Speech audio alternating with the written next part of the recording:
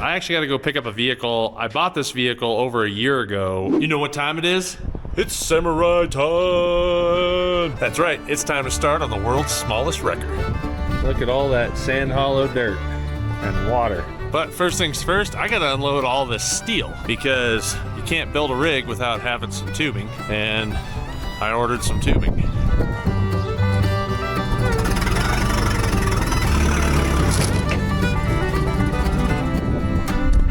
Wish I had room to get the forklift in here to set the metal on my rack, but I don't, so it's gonna be a glove day.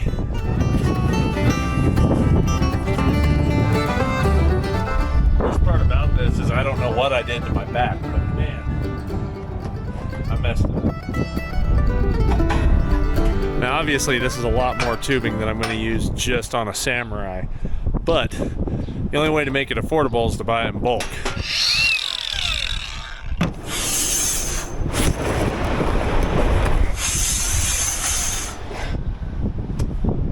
Down, 300 to go. I don't know, not that much.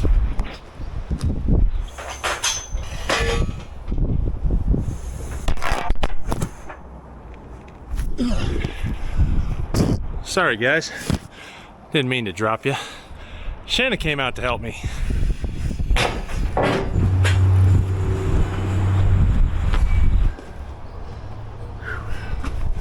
That was a lot. Now I'm all dirty. All right, next thing we gotta do is get the shop cleaned up again. It's got stuff everywhere from building the Comanche, so that. Need to get my chop saw back up here and then get this thing back in the corner out of the way.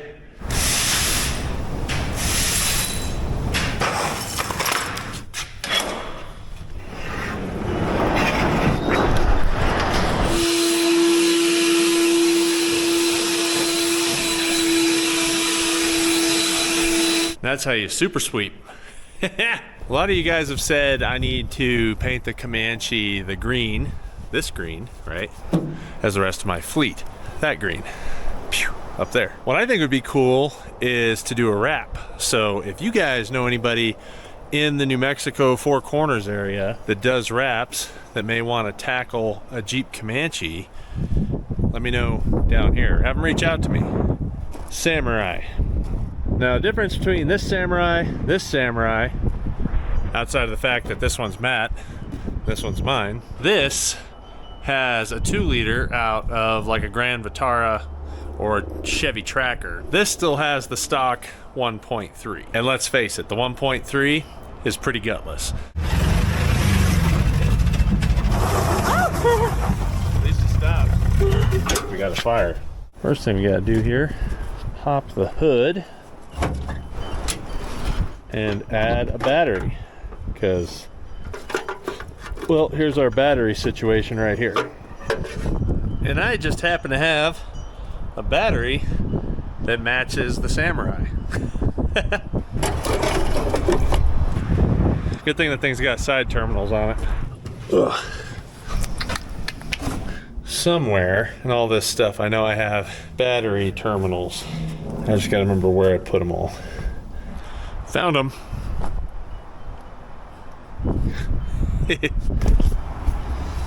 All right, let's see if I can remember how this works.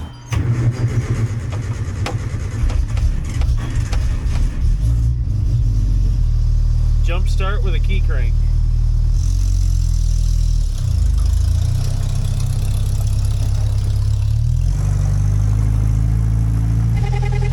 Not sure if that's a pulley or the water pump or what. That ain't good. One thing I do know for sure, this thing is a nasty mess, so we need to go wash it, because look at this. And it's not just that. Oh yeah, that door doesn't work either.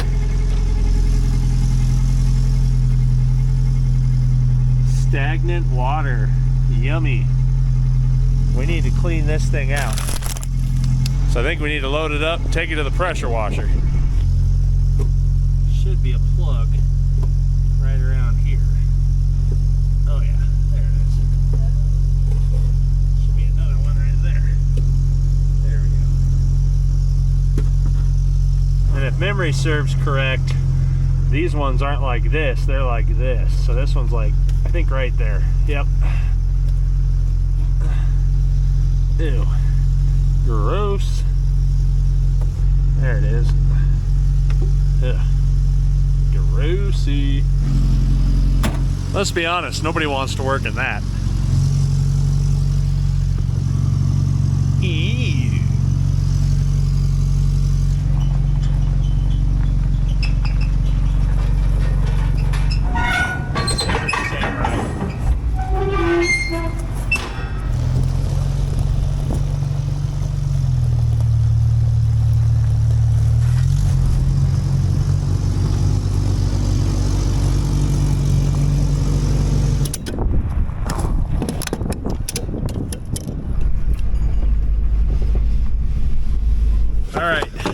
I think it's time to get extremely nasty. So I think Shannon will hang out, film a little bit, but I don't want her to get all gross too, because she doesn't want to get all gross.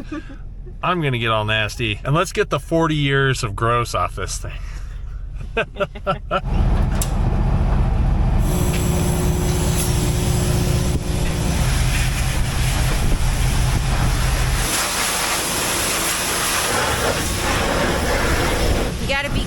While you're washing a truck, gotta wear the sunglasses.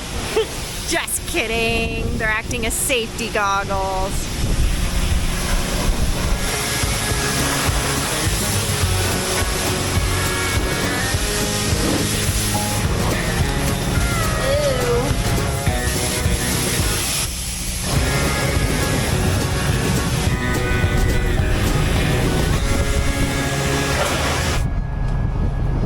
Well, I didn't bring safety glasses, but I'm glad I brought these. Whew. Dirty man.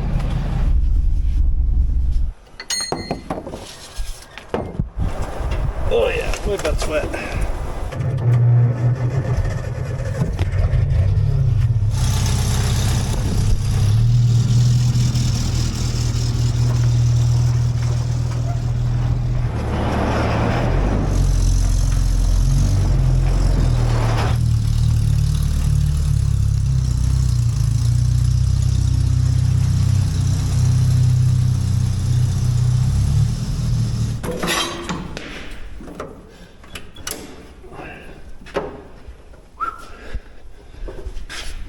Toasty in this thing already.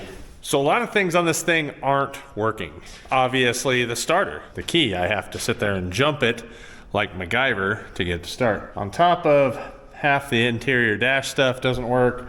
And then, I mean, this is kind of what they did to wire up their own system. Not really sure what any of that does. So rear yellow taillights, green, red.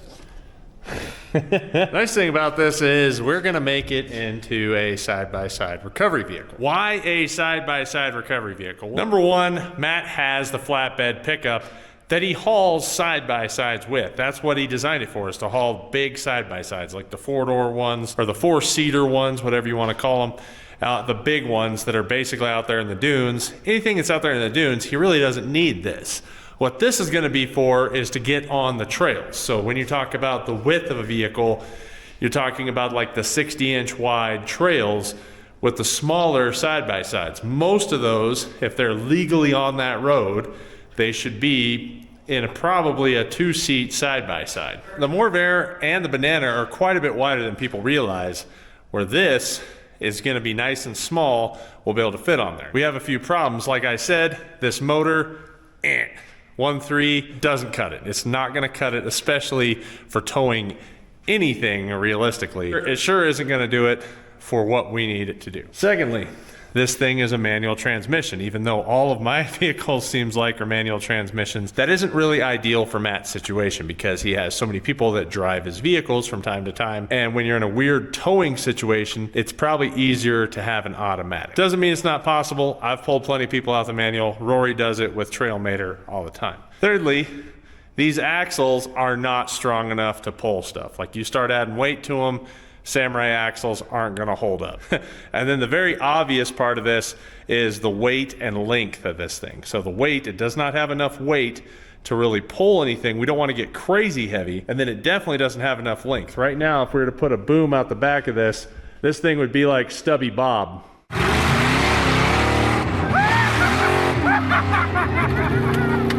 And then really one of the major things that it isn't gonna hold up is these leaf springs. So Samurai leaf springs are very, very thin.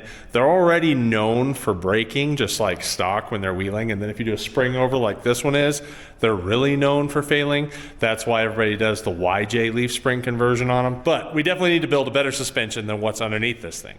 So let me give you a little rendition of what I'm kind of thinking.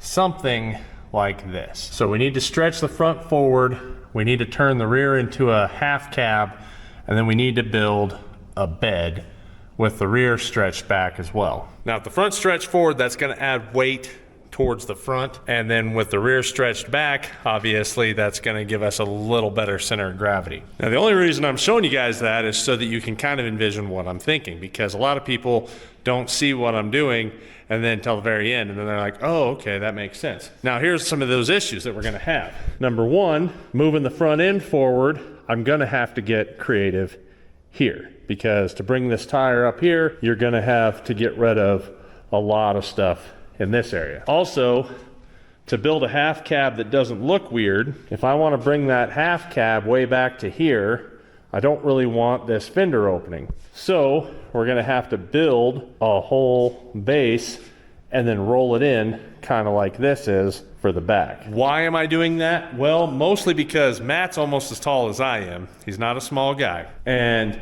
these seats are tight. Like this situation right now is very tight to drive. So we need to get this seat back. We need to have it to where it can adjust farther back, meaning it needs to be able to get back in here.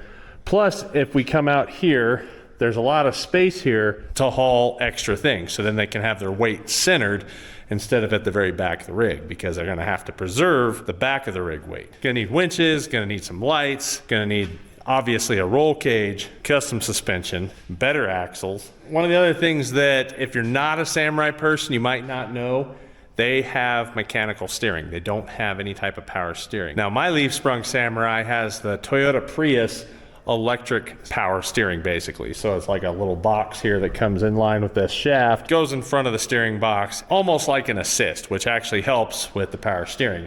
And then you still don't lose any power by having to hook up a power steering pump. Now that isn't gonna be strong enough for towing, because these Suzuki Samurai steering boxes are prone to braking as well. If you're gonna wheel it pretty hard, the sector shaft of the box isn't very strong. I can actually see the floorboard now. These seats are, they've seen better days as well. Same with this top.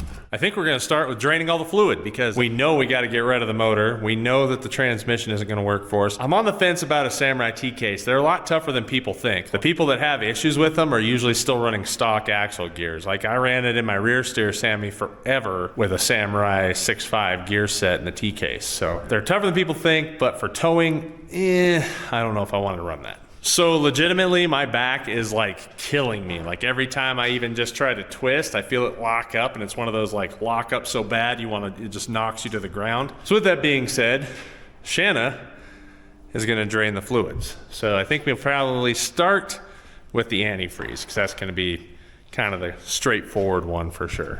There you go, that's a good spot. There's a drain right here. You see that? Yes. You just gotta turn that and it'll, might be kind of tight. You might need a wrench, but we'll see if you can do it by hand. There you go. All the way out? You can if you want. It's just gonna drain out of that. So it'll help if we open this up though. Close that down just a little bit. There you go. Don't think that will cool anything more than a Samurai motor. That's a tiny little radiator, barely wider than my finger. So knowing that we got to pull the drivetrain out, it's going to be easier to have the front clip off. So while Shanna was draining stuff, I was like, well, I can just sit here on this seat and start undoing the grill, the bumper, things like that. But this bumper is ghetto fab. Normally a Samurai just has 2 bolts going through the frame on each side. Basically right there and right there. In this case, they did bolt nut, bolt nut, bolt nut, bolt nut. And then you see these ghetto pieces of all thread, and then another bolt here, and you can't even get anything on this nut. You can't get a socket on it because it's hitting against the frame. It's like some lag bolt down through ghetto fabulous action here. And that piece that this is bolted to is ghetto welded right there. Yeah, that's chicken poop with like some weird, like the original toe strap, the toe link they have going chicken pooped on there. So I go to try to do something really easy and it ends up being a complete chore. That is hopefully not a sign of how this thing is going to be to start. Till then, we will be doing life a quarter turn at a time. Yay. Now don't get me wrong, this bumper was cool in the 90s. Not so cool in this century. That's exactly what it is.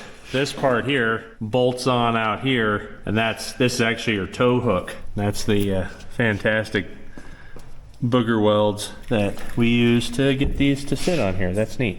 Good job, whoever did that. Oh yeah, there goes the hook.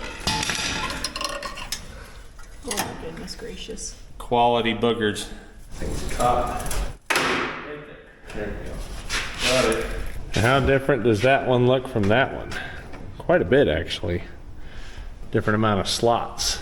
That looks like it'll hang there nicely for now.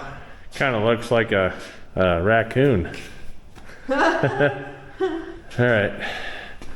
Unscrew. We got to unscrew this, and this.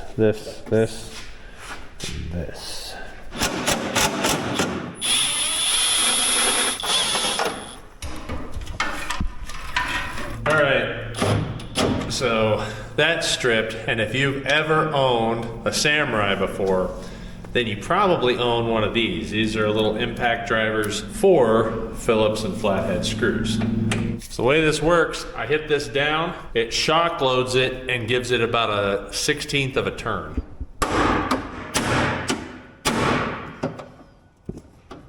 All right, got it loose, got it out. Hood latch. Don't think we'll be reusing this either, but we will see. Considering that the belts aren't even hooked up to the AC compressor, I'm pretty sure there's probably nothing in this condenser. And I'm gonna say, yeah, nothing in there. So that can go away. Might need a shorter one, but see if you can get that in there.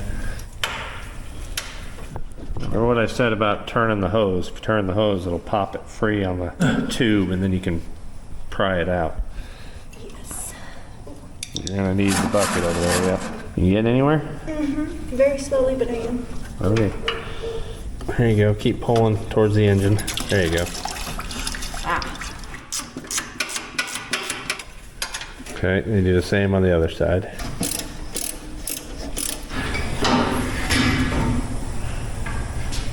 It's so tiny. Am I on it? Yep. Okay. This thing should come right on out. Woohoo! Samurai AC. I ain't never had a Samurai with AC. We have access to a motor. Yeah. Need to drain the oil though. Yep. Shanna's gonna do the oil now.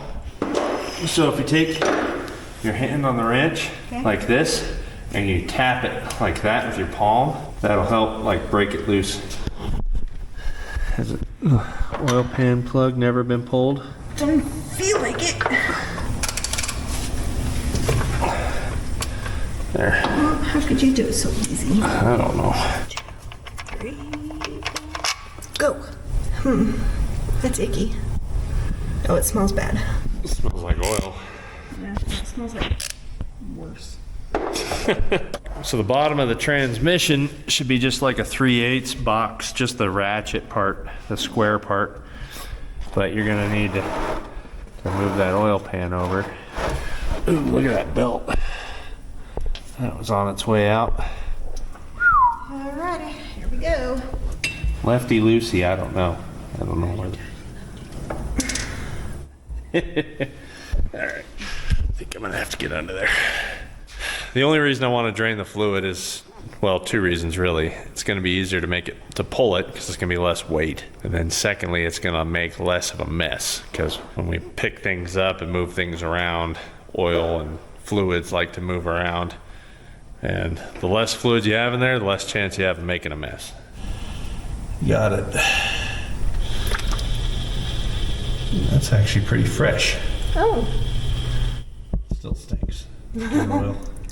Oil smells like booty cheeks. I tried. I wasn't strong enough.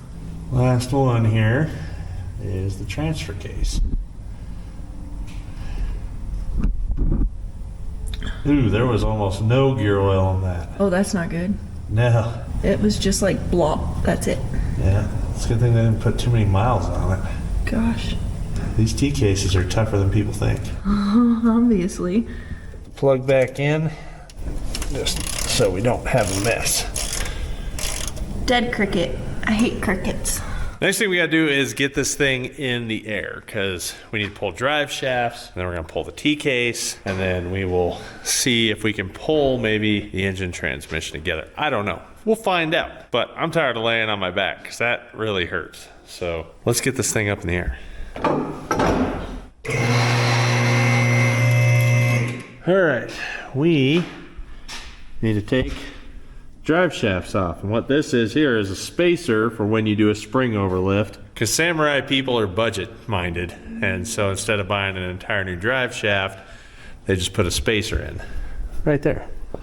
We need to take all these out.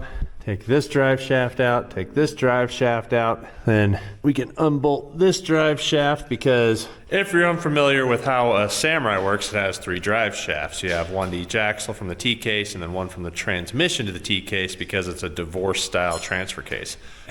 And if you really want to break that down to the basics, a divorce T case versus a regular transfer case. A regular transfer case is mounted to your transmission, so it's married to the transmission. This one's separate of the transmission, so it's a divorce T case. So you can actually put it behind pretty much anything that's two-wheel drive. You could put this T case behind it. I would not put it with something with a V8, but any little 4 cylinders, little diesel cars or something, these things actually are pretty cool cases to throw in. Got it. Well, that was easy. Now be careful, that drive shaft doesn't have anything holding it in other than the pressure of this, so it can fall and bust you in the head. No busting. No busting. Dang, that sucker's stuck on there. I have had this tool for a special occasion. Might as well use it now. It's hard to see. That says Matt's Tools. Got me a claw hammer.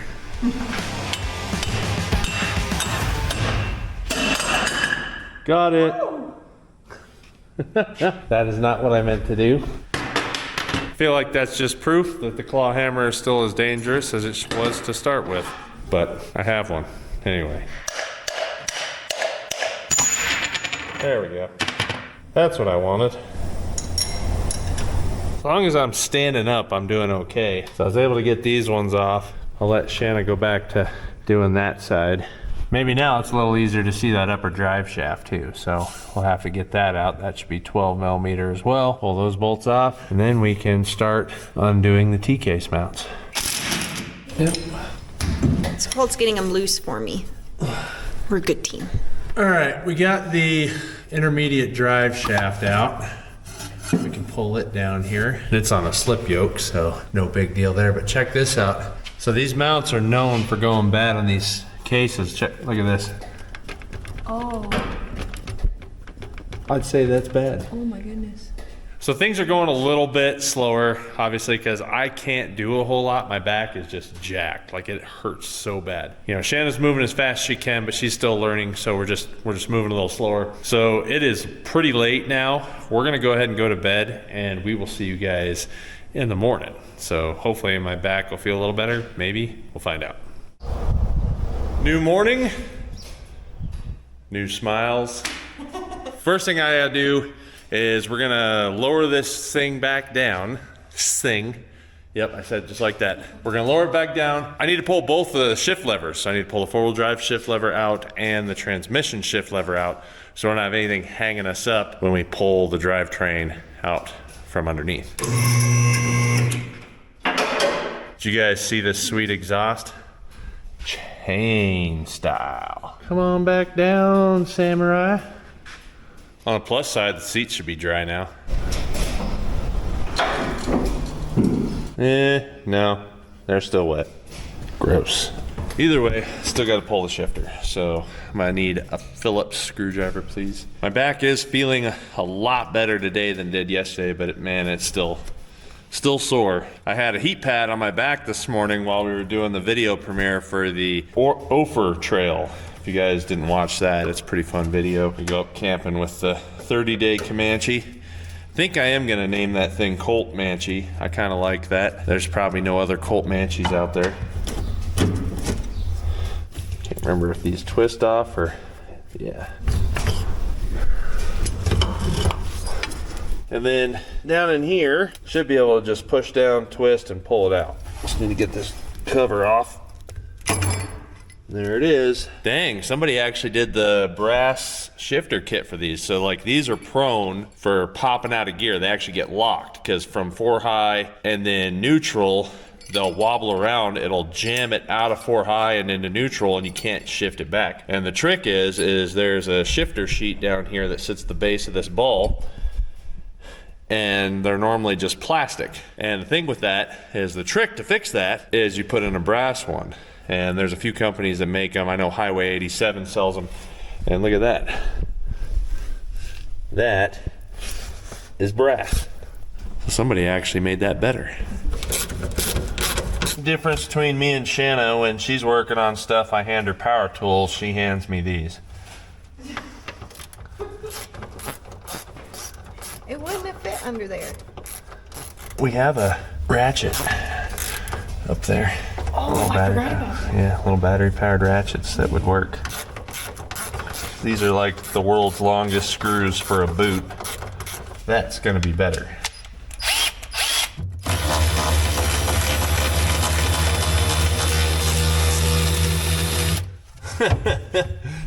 And of course, Shannon gets me the power tool for the shortest bolt. Look at that one. That one's short. The rest of these are quite a bit longer.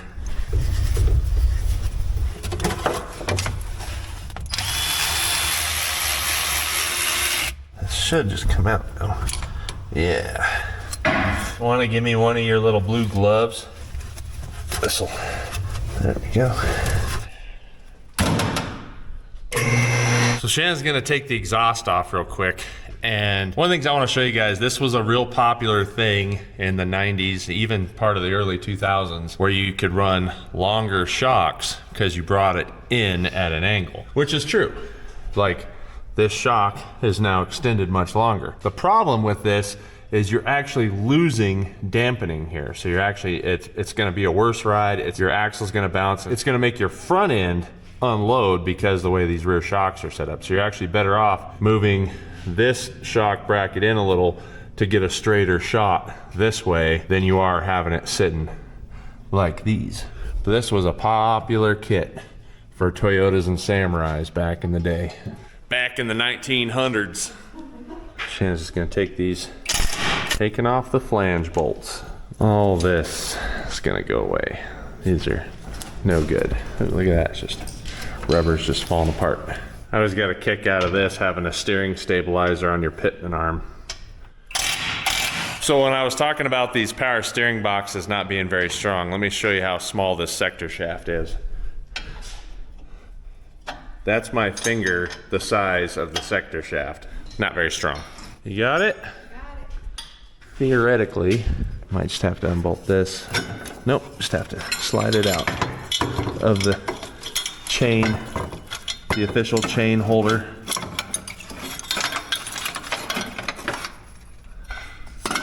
Yeah, that's not that good. Now that we got the exhaust out of the way though, we can pull the T-case. Get the light. Ugh. And we just got to pull this bolt, okay, and this bolt, okay, and we'll be able to pull the case out because we normally need to pull that bolt, but that doesn't need pulling.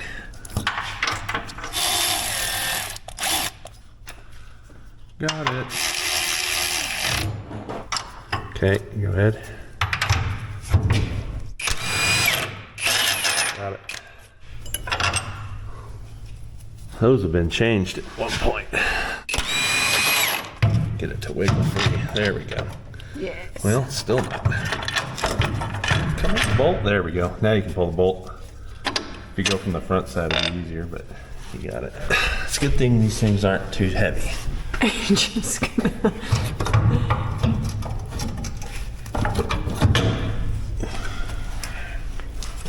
Nicely done. Even with a sore back. Even with the sore back. The tiny tea case. It's funny that they only replaced 2 of the mounts with these little body mounts, but not the third one, especially the one that was actually broke on the tea case. All right, what else do we need to pull off of this thing? I know I need to get the cross member out. There's one. Now when you pull the other one, it's gonna go bang pop, so yeah, be ready to catch it. There you go. Bang pop. Didn't want to bang pop your head. So, cross member here. You're gonna need 12s again, or 10s. No, I was right, it's 12s. 12? Yeah. Let's see if I can hold this up. Okay, now you can go ahead and pull those 4. It's gonna fall when you get that last one. Grab it. There you go. All right, put this down.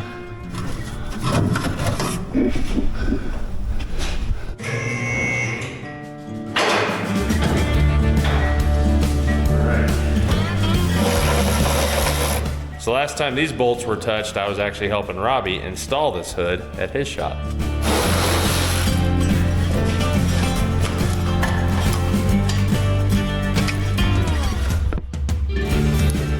Like I said, you get used to using one of these with a Samurai.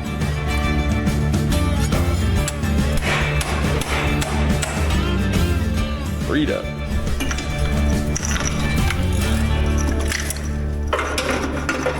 All right, Shano is getting the clutch cable off so we can pull it out of the way now. That's one thing I actually do like about Suzuki Samurais is the clutch cable. Like if they ever go out, you just put in another cable. It's pretty easy in comparison to like, you have the different clutch slave cylinders and hydraulic pieces and stuff and hoses that go bad, and it ends up being a lot of work if you got to bleed them out and whatnot. Where in this case, this thing is just straight up, like just a cable.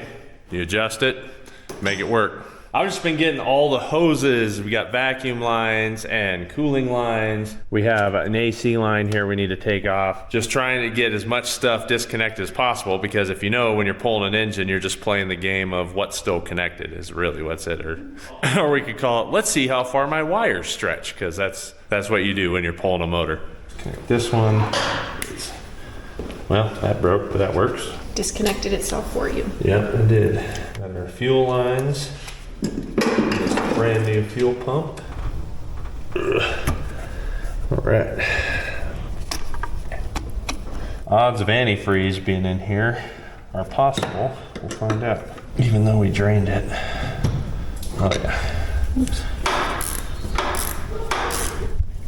Ain't no room for Colt hands in here. Let's see if we can get this. I already twisted it. It should pop. It's like a bend and snap. Twist and pop, bend and snap. Ooh, that thing is rotten. Let me show you my other version of how I do this. That was neat.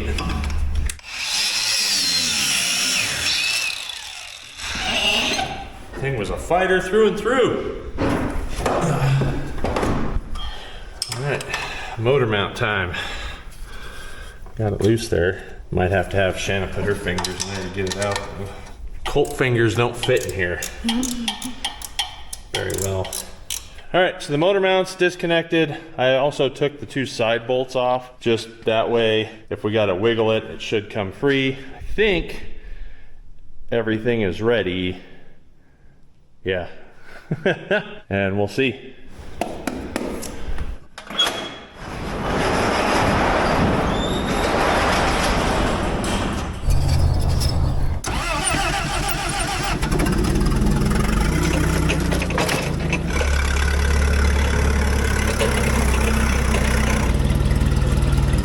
Cherry cherry picker on the planet right there, forklift. This was actually in the back of this Samurai, so this might make just a nice little engine puller. See, I got ahead of myself. I just realized I forgot to pull the throttle cable as I was putting that on. But I'll do it now. We were gonna test it out. All right, easy enough.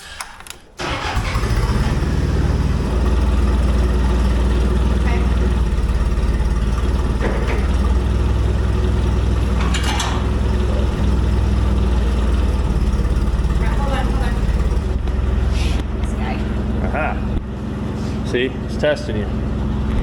Need a flathead. Motor mount came out easy because it's broken.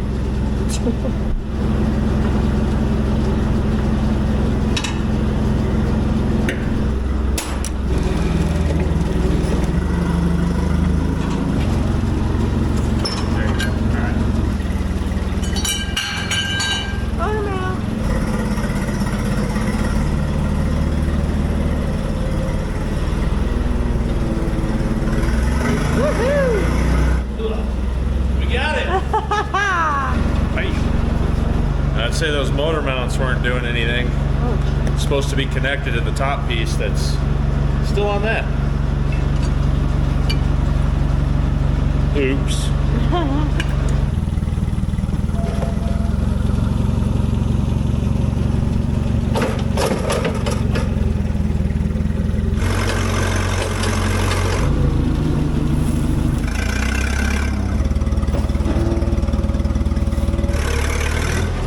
All right, we stole its heartbeat. This thing is no longer gonna be a gutless wonder pig. Right now it's a nothing wonder pig because it doesn't move, but still rolls, I guess. All right, we gotta take a break from this because I actually gotta go pick up a vehicle. I bought this vehicle over a year ago for a parts car. It's been stuck behind a bunch of other vehicles and now they finally got it out so I can go get it. Let's go get it.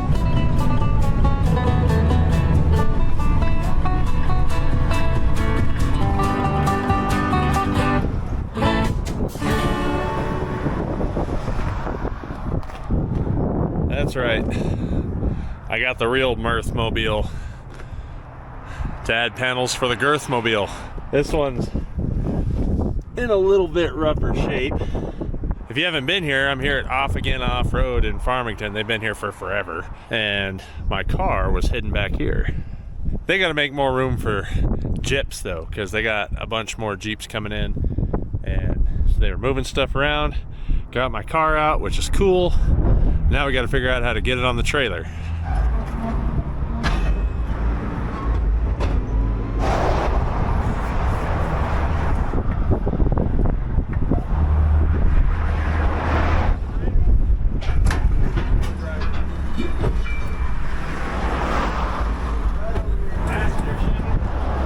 Straighten out. Brake. It worked. Now I'll show you guys something. See that? That was from the other Pacer exhaust.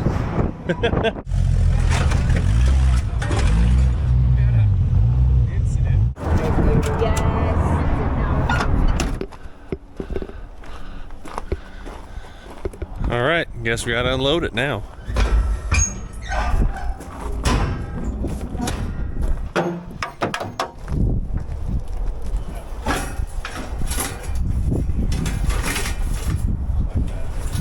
Remember I said the muffler of the old one's in there?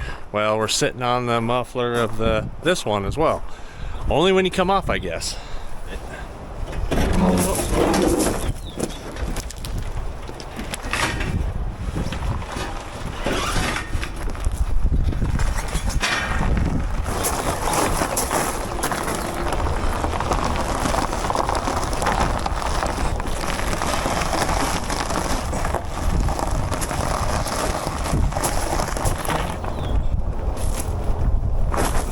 Mirth Mobile, Girth Mobile.